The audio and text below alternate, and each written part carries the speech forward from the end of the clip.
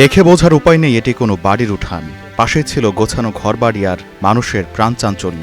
বানের তোরে ভেসে গেছে সব, জমে থাকা কাদামাটি মুছে দিয়েছে মানুষের স্মৃতিচিহ্ন।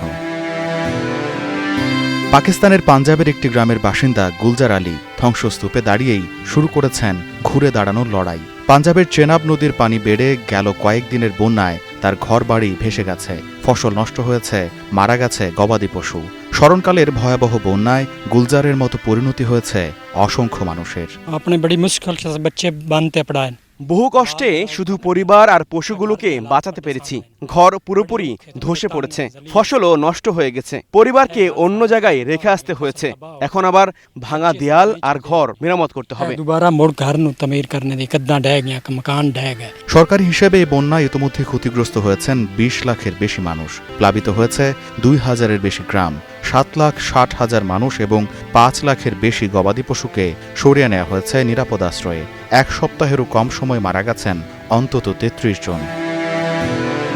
এদিকে শিয়ালকোটের চেনাব নদীর পানি কিছুটা কমলেও পরিস্থিতি এখনও বিপজ্জনক। নদীর তীর রক্ষায় জরুরি ভিত্তিতে মেরামত করা হচ্ছে বাঁধ।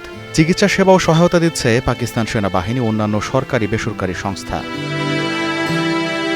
পাঞ্জাব প্রদেশ জুড়ে এখনও পর্যন্ত ৫১১টি ত্রাণ কেন্দ্র খোলা হয়েছে, ৩৫১টি শিবিরে দেওয়া হচ্ছে চিকিৎসা।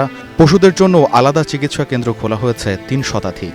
উদ্ধার ও ত্রাণ কার্যক্রমে নিয়োগ করা হয়েছে ১৫,০০০-এর বেশি পুলিশ সদস্য। বিশেষজ্ঞরা আশঙ্কা করছেন পুনর্গঠন ও কৃষি পুনর্বাসনে খরচ হবে বিপুল অর্থ। ভয়াবহ এই বন্যা পাকিস্তানের সাম্প্রতিক ইতিহাসে সবচেয়ে বড় প্রাকৃতিক দুর্যোগগুলোর একটি হিসেবে গণ্য হচ্ছে। এদিকে একই নদীর বন্যায় ভারত নিয়ন্ত্রিত কাশ্মীরে গেল ১ মাসে মারা গেছেন ৬০ জনের বেশি। এ সময় বিভিন্ন স্থানে ভূমিধস ও পাথর ধসে সড়ক যোগাযোগ বিচ্ছিন্ন হয়ে পড়ে। গোলাম কিবরিয়া, স্টার নিউজ।